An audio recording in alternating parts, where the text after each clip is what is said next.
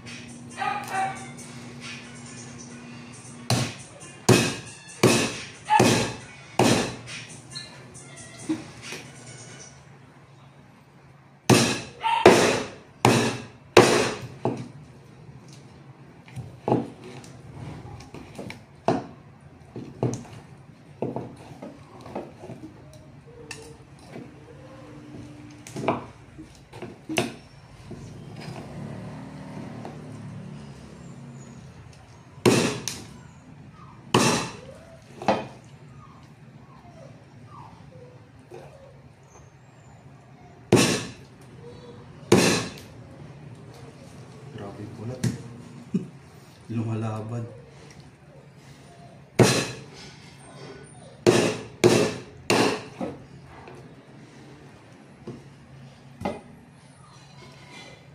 Okay, ba ito kalaki? Oo. Pangit pag masyadong maliit eh. Mas maganda yung medyo malaki-laki. Pang sarili naman. Yan.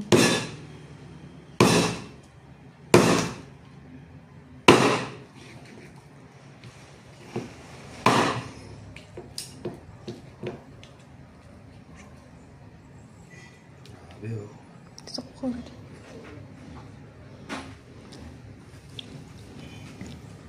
Kulutan mo siya ng Malambot? Kulutan mo siya ng balat. Malambot? Yung balat dito sa ano, lutong. Gusto na? Ito.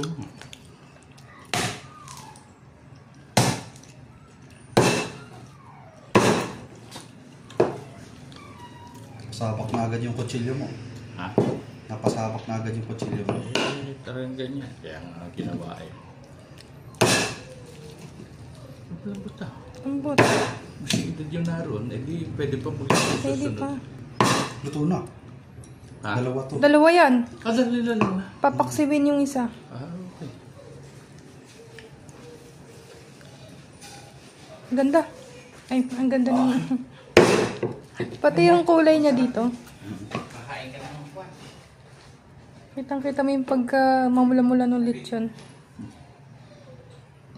Yung isa din pala tsatsapin mo.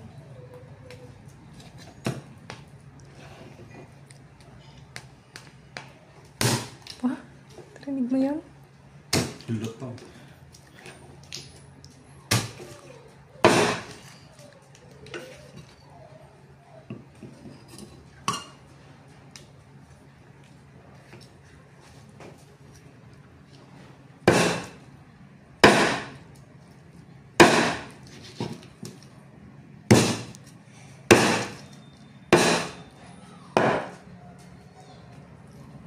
Ang ganda.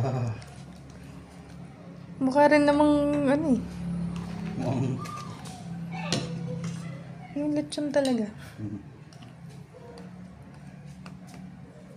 Ang chinilyo. Pati yung tunog, no? Yung crunch nung...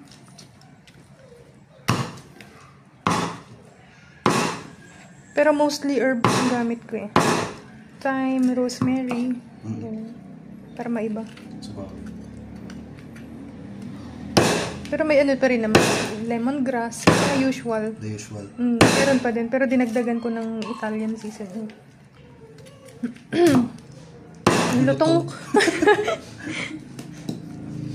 Kala mo hindi ano eh. Kala mo hindi rabbit eh. Parang ano. May isa tong term, di ba? Yung dating lechon. Hindi pa siya kutsinilyo nun eh. Yung parang baby na lechon de leche. Ang ganda. Kunin ko pa isa. Yes.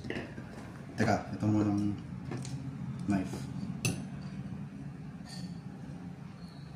So, this knife was made for my dad. Jack's knife to. So, ang steel na ginamit ko, chainsaw guide bar. So, ayan, kita mo may kanal. Then, yung wood na ginamit is gawa dun sa kahoy na ginamit namin dun sa bahay ni Erpat. Ano to? Malaik mo. So, yung pins is brass. Tapos makikita nyo yung heat treat niya. Ayan. Yung black part ng knife. Yan yung may heat treat. Pero ito, ano to, binlow torch ko tong spine para hindi hindi siya maputol. So this is my dad's. Yan. Happy birthday.